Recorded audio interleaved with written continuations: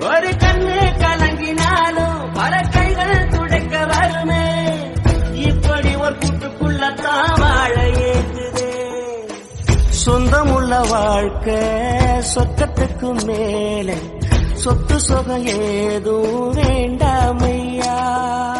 சொன்ன கதை இல்ல, கேட்ட கதை இல்ல, இந்த கதை போல வேறேனையா.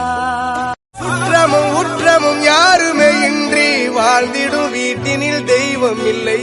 பாசங்கள் நேசங்கள் ஏதுமே இன்றி வாழ்ந்திடும் வாழ்க்கையோ வாழ்க்கை இல்லை. பிரிந்தே நாம் வாழ்கின்ற போதிலும் நினைவுகள் நம்மை